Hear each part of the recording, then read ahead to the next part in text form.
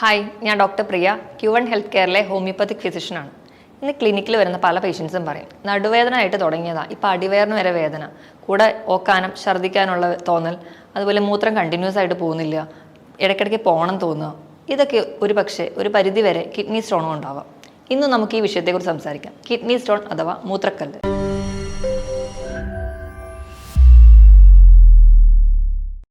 എങ്ങനെയാണ് മൂത്രത്തിൽ കല്ലുണ്ടാവുന്നത് നോക്കാം. നമ്മൾ കഴിക്കുന്ന ഭക്ഷണത്തിലൂടെ ലവണങ്ങൾ നമ്മുടെ ശരീരത്തിലെത്തുന്നു. ലവണങ്ങൾ എന്ന് പറയുമ്പോൾ കാൽസ്യം, പൊട്ടാസ്യം, സോഡിയം, മഗ്നീഷ്യം തുടങ്ങിയവ. ഇവ നമ്മുടെ ശരീരത്തിലെത്തുകയും ശരീരത്തിന് വേണ്ട ഫങ്ഷൻസ് ഒക്കെ ചെയ്ത് ബാക്കിയുള്ളത് കിഡ്നിയിലെത്തി മൂത്രം വഴി പുറന്തള്ളുന്നു. ചില ജീവിതശൈലികൾ കൊണ്ട് ഈ ലവണങ്ങൾ നമ്മുടെ കിഡ്നിയിൽ അടിയുന്നു. ഇവ ചേർന്ന് ഒരു ക്രിസ്റ്റൽ ഉണ്ടാവുന്നു. ക്രിസ്റ്റലുകൾ ചേർന്ന് കല്ല് രൂപപ്പെടുന്നു. ഇങ്ങനെയാണ് മൂത്രത്തിൽ കല്ലുകൾ ഉണ്ടാവുന്നത്. ഇത് ഒരു മണൽത്തരിയുടെ വലുപ്പം മുതൽ ടെന്നീസ് ബോളിന്റെ സൈസ് വരെ ആവാം.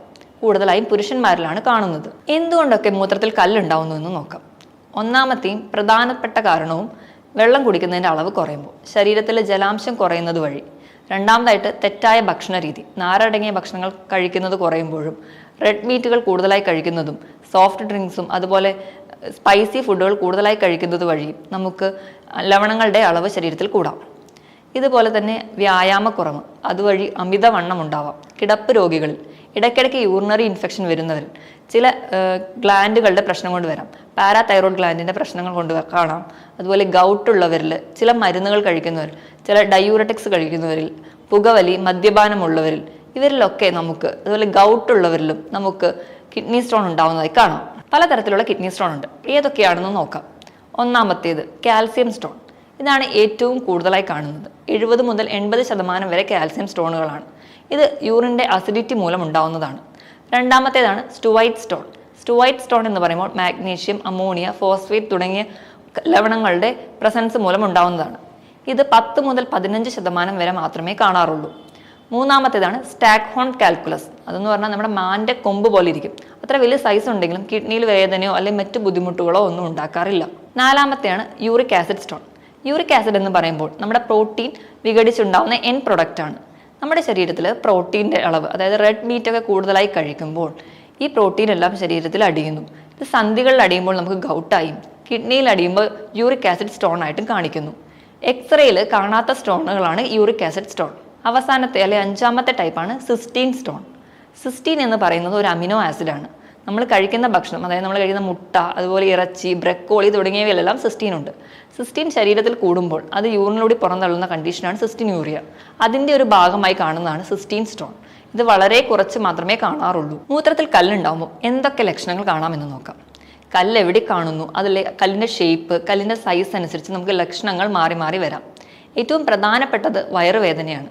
നടുവിൽ നിന്ന് തുടങ്ങി ഇടുപ്പിലൂടെ അടിവയറിലേക്ക് വേദന വരുന്നു. വേദന എന്ന് പറയുമ്പോൾ നമ്മളൊരു കത്തി എടുത്ത് കുത്തി മുറിക്കുന്ന പോലെ ശക്തമായ വേദനയായിരിക്കും. അതികഠിനമായ വേദനയായിട്ടാണ് പേഷ്യൻസ് പറയുന്നത്. ഈ വേദനയോടൊപ്പം ഓക്കാനം, ഛർദ്ദിലും ഒക്കെ ഉണ്ടാവാറുണ്ട്. അതുപോലെ ഇടയ്ക്കിടയ്ക്ക് മൂത്രം ഒഴിക്കാനുള്ള തോന്നുക, പക്ഷേ മൂത്രം കണ്ടിന്യൂസ് ആയിട്ട് പോകില്ല. ചിലരിൽ രക്തത്തിൻ്റെ അളവ് മൂത്രത്തിൽ കാണാറുണ്ട്. അതോടൊപ്പം ചിലർക്കാണെങ്കിൽ ചെറിയ മണൽത്തരി പോലെ കല്ലുകൾ പുറത്തു പോകാറുമുണ്ട്. അതികഠിനമായ വേദന വരുമ്പോഴത്തേക്കും ആൾക്കാർ ക്ഷീണിക്കുകയും തളർച്ചയും കൂടുതലായി വിയർക്കുന്നതും കാണാം. കിഡ്നി സ്റ്റോൺ ഉള്ളതുകൊണ്ട് എന്തൊക്കെ കോംപ്ലിക്കേഷൻസ് ഉണ്ടാവുമെന്ന് നോക്കാം. കിഡ്നി സ്റ്റോൺ നിന്നിട്ട് അത് പുറന്തള്ളാതിരിക്കുകയാണെങ്കിൽ, അത് കിഡ്നിയിൽ യൂറിൻ കംപ്ലീറ്റ് ആയിട്ട് പുറത്തു പോകാതെ നിന്ന് വേറെ ഇൻഫെക്ഷൻസ് ഉണ്ടാവാനുള്ള ചാൻസ് കൂടുതലാണ്. ഇങ്ങനെ ഇൻഫെക്ഷൻസ് ഡെവലപ്പ് ചെയ്ത് കിഡ്നിക്ക് തന്നെ ഡാമേജ് ഉണ്ടാക്കാൻ കാരണമാവുന്നു. ഇനി നമുക്ക് കിഡ്നി സ്റ്റോൺ എങ്ങനെ കണ്ടുപിടിക്കാൻ നോക്കാം. ആദ്യമായിട്ട് ബ്ലഡ് ടെസ്റ്റ് ചെയ്യുകയാണെങ്കിൽ നമ്മുടെ ശരീരത്തിൽ ബ്ലഡിലുള്ള ലവണങ്ങളുടെ അളവൊക്കെ തിരിച്ചറിയാൻ പറ്റും. ഓരോ ലവണങ്ങൾ എത്രയുണ്ടെന്നും അത് നമുക്ക് ഏതെങ്കിലും സ്റ്റോൺ ഉണ്ടാക്കാനുള്ള ടെൻഡൻസി ഉണ്ടോ എന്നും അറിയാം. രണ്ടാമതായിട്ട് യൂറിൻ ടെസ്റ്റ് ചെയ്യുകയാണെങ്കിൽ ഇതുപോലെ തന്നെ ഏതൊക്കെ ലവണങ്ങൾ ഈ മൂത്രത്തിലുണ്ടെന്നും അത് കൂടിയത് കൊണ്ട് നമുക്ക് ഇനി ഏതൊക്കെ സ്റ്റോൺ ഫോം ചെയ്യാം എന്ന് നമുക്ക് തിരിച്ചറിയാൻ പറ്റും. മൂന്നാമതായിട്ട് USS അബ്ഡോമൻ, വയറിൻ്റെ സ്കാൻ അറിയുന്നത് വഴി നമുക്ക് കിഡ്നിയിലെ സ്റ്റോൺ എവിടെയാണ്, അതിൻ്റെ വലുപ്പം എത്രയാണ്, അത് ഇപ്പം എന്തെങ്കിലും ഓർഗനെ ബ്ലോക്ക് ചെയ്യുന്നുണ്ടോ എന്നൊക്കെ തിരിച്ചറിയാം. ഇതിനോടൊപ്പം തന്നെ CT സ്കാൻ ചെയ്യുന്നത് വഴി 3D പിക്ചർ കിട്ടും. കല്ല് എവിടെയാണ്, കല്ല് എന്തെങ്കിലും ബ്ലോക്ക് ഉണ്ടാക്കുന്നുണ്ടോ, കല്ലിൻ്റെ സൈസ് എത്രയാണ് എന്നൊക്കെ, കോംപ്ലിക്കേഷൻസ് ഒക്കെ ഉണ്ടാവാം എന്നൊക്കെ നമുക്ക് തിരിച്ചറിയാം.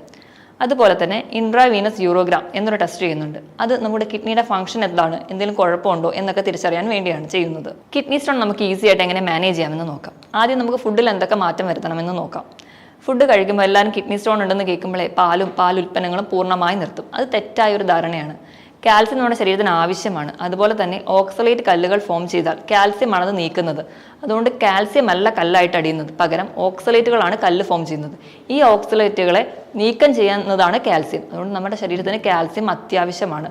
ഒരിക്കലും കാൽസ്യം അല്ല കല്ലായിട്ട് ഫോം ചെയ്യുന്നതെന്ന് നമ്മൾ ഓർത്തിരിക്കണം. നമ്മുടെ ഭക്ഷണത്തിൽ ഓക്സലേറ്റുകളുടെ അളവ് കുറയ്ക്കണം. ഓക്സലേറ്റുകൾ കാണുന്നത് കടും പച്ച നിറത്തിലുള്ള പച്ചക്കറികളാണ്. മെയിൻലി ഇലക്കറികൾ, അതുപോലെ നട്ട്സ്, നിലക്കടല തുടങ്ങിയവയിലൊക്കെ ഓക്സലേറ്റുകൾ ഉണ്ട്. ഇനി നമ്മൾ യൂറിക് ആസിഡ് കല്ലുകളാണ് കൂടുതലെങ്കിൽ അത് കുറയ്ക്കാൻ വേണ്ടിയിട്ട് റെഡ് മീറ്റ് പൂർണ്ണമായും ഒഴിവാക്കുക. അതിനോടൊപ്പം റെഡ് മീറ്റ് എന്ന് പറയുമ്പോൾ പോത്തിറച്ചി, ആടിറച്ചി, താറാവിറച്ചി ഇത് പൂർണ്ണമായും ഒഴിവാക്കുക. ഇതിനോടൊപ്പം തന്നെ ഈസ്റ്റ് അടങ്ങിയ ഭക്ഷണം, നമ്മുടെ വീട്ടിലുണ്ടാക്കുന്ന വെള്ളയപ്പം, അതുപോലെ ബ്രെഡ്, കേക്ക് തുടങ്ങിയവയിലൊക്കെ ഈസ്റ്റ് ഉണ്ട്, അത് പൂർണ്ണമായും ഒഴിവാക്കുക. അതിനോടൊപ്പം തന്നെ മദ്യപാനവും പുകവലിയും പൂർണ്ണമായും നിർത്തണം. സോഫ്റ്റ് ഡ്രിങ്ക്സും പ്രോസസ്ഡ് ഫുഡും പൂർണ്ണമായും ഒഴിവാക്കുക. എണ്ണയിൽ വറുത്തതും പൊരിച്ചതുമായ ഭക്ഷണങ്ങളും ഒഴിവാക്കേണ്ടതാണ്. ഇനി നമുക്ക് എന്തൊക്കെ കഴിക്കാമെന്ന് നോക്കാം. നമ്മൾ കഴിക്കേണ്ടതിൽ ഏറ്റവും ആദ്യം വൈറ്റമിൻ സി അടങ്ങിയ ഭക്ഷണങ്ങൾ, നമ്മൾ ചെറിയ പുളിയുള്ള നെല്ലിക്ക, നാരങ്ങ, ഓറഞ്ച് തുടങ്ങിയ പഴവർഗ്ഗങ്ങൾ കഴിക്കുക. ഇത് നമ്മുടെ കല്ല് അലിയിച്ച് കളയാൻ സഹായിക്കും. നമ്മുടെ ഭക്ഷണത്തിൽ ആൻറ്റി ഓക്സിഡൻസ് ഉൾപ്പെടുത്തുക. ആൻറ്റി ഓക്സിഡൻസ് കല്ല് ഫോം ചെയ്യാനുള്ള ടെൻഡൻസി കുറയ്ക്കും. ആൻറ്റി ഓക്സിഡൻസ് എന്ന് പറയുമ്പോൾ ഗ്രീൻ ടീ, ഇഞ്ചി, മഞ്ഞൾ, വെളുത്തുള്ളി ഇവയൊക്കെ ആൻറ്റി ഓക്സിഡൻ്റ് ആണ്. നമ്മൾ പ്രോട്ടീൻ കുറയ്ക്കാൻ വേണ്ടി പയറ് വർഗ്ഗങ്ങളൊക്കെ ഒഴിവാക്കുമ്പോൾ പയറ് മുളപ്പിച്ച് കഴിക്കുകയാണെങ്കിൽ ആൻറ്റി ഓക്സിഡൻസിൻ്റെ അളവ് കൂടുന്നതായി കാണാം. വൈറ്റമിൻ ഇയും വൈറ്റമിൻ കെ അടങ്ങിയ ഭക്ഷണം കൂടുതലായി കഴിക്കുക. അതിന് ഏറ്റവും വലിയ ഉദാഹരണം നമ്മുടെ വീട്ടിൽ സുലഭമായി കിട്ടുന്ന കരിക്കാണ്. അത് മൂത്രത്തിൽ കല്ലിന് നല്ലൊരു മരുന്നാണ്. ഭക്ഷണത്തിൽ വരുത്തുന്ന മാറ്റത്തിനോടൊപ്പം തന്നെയാണ് നമ്മൾ കുടിക്കുന്ന വെള്ളത്തിൻ്റെ അളവും. 12 മുതൽ 14 ഗ്ലാസ് വരെ, ഏകദേശം 3 ലിറ്ററോളം വെള്ളം ദിവസവും കുടിക്കണം. വെള്ളം കുടിക്കുന്നതിനനുസരിച്ച് തന്നെ മൂത്രം പാസ് ചെയ്യുന്നുണ്ടെന്ന് ഉറപ്പുവരുത്തണം. മൂത്രത്തിന് എന്തെങ്കിലും കലക്കലോ അല്ലെങ്കിൽ മഞ്ഞ നിറമോ എന്തെങ്കിലും ഉണ്ടെങ്കിൽ നമ്മൾ കുടിക്കുന്ന വെള്ളത്തിന്റെ അളവ് കുറവാണ് എന്നാണ് അർത്ഥം. അതികഠിനമായ വേദന വയറിലൊക്കെ അനുഭവപ്പെട്ടുകൊണ്ടിരിക്കുമ്പോൾ വെള്ളം കുടിക്കേണ്ട ആവശ്യമില്ല. അത് നമുക്ക് വേദന കൂട്ടത്തേ ഉള്ളൂ. പെട്ടെന്നുണ്ടാവുന്ന ഇങ്ങനെയുള്ള വയറുവേദനയോ നടുവേദനയ്ക്കോ ഏറ്റവും നല്ല ഒരു മരുന്നാണ് നമ്മൾ ആവണക്കെണ്ണ. അത് നമ്മൾ തേക്കുന്നത് വഴി നമുക്ക് താൽക്കാലികമായിട്ട് വേദന കുറയ്ക്കാൻ സഹായിക്കും. കൃത്യമായി ഭക്ഷണം കഴിക്കുന്നതും വെള്ളം കുടിക്കുന്നതും ശ്രദ്ധിച്ചതിനോടൊപ്പം തന്നെ വ്യായാമത്തിന് വളരെയധികം പ്രാധാന്യമുണ്ട്. ദിവസവും ഒരു 45 മിനിറ്റ് മുതൽ 1 മണിക്കൂർ വരെ ആഴ്ചയിൽ 5 ദിവസമെങ്കിലും എന്തായാലും വ്യായാമം ചെയ്യണം. അതുവഴി നമുക്ക് നമ്മുടെ ബോഡി വെയിറ്റ് കൺട്രോൾ ചെയ്യാൻ പറ്റും. ബോഡി വെയിറ്റ് കൂടുന്നതും നമ്മുടെ കിഡ്നി സ്റ്റോണിന് ഒരു കാരണമാണല്ലോ. അപ്പോൾ നമ്മൾ കൃത്യമായിട്ട് വ്യായാമം ചെയ്യണം. ദിവസം ഒരു 45 മിനിറ്റ് മുതൽ 1 മണിക്കൂർ വരെ ആഴ്ചയിൽ 5 ദിവസമെങ്കിലും കൃത്യമായി വ്യായാമം ചെയ്യുക. അങ്ങനെ നമ്മുടെ ബോഡി വെയിറ്റ് ഒക്കെ കൺട്രോൾ ചെയ്യുന്നത് വഴി നമുക്ക് ഒരു പരിധി വരെയൊക്കെ കിഡ്നി സ്റ്റോൺ കൺട്രോൾ ചെയ്യാം. ഭക്ഷണം കൃത്യമായി കഴിക്കുന്നത് വഴിയും വെള്ളം കൃത്യമായി കുടിക്കുന്നുണ്ടെന്ന് ഉറപ്പുവരുത്തുന്നതിനോടൊപ്പം കൃത്യമായി വ്യായാമം ചെയ്യുന്നത് വഴി നമുക്ക് കിഡ്നി സ്റ്റോണും അതിൻ്റെ ബുദ്ധിമുട്ടുകളും കൺട്രോൾ ചെയ്യാവുന്നതേ ഉള്ളൂ. ഇതിനോടൊപ്പം ഹോമിയോപ്പതിയിൽ ഫലപ്രദമായ ചികിത്സ ലഭ്യമാണ്. മറ്റൊരു ഹെൽത്ത് ടോപ്പിക്കുമായിട്ട് വീണ്ടും കാണുന്നത് വരെ നന്ദി.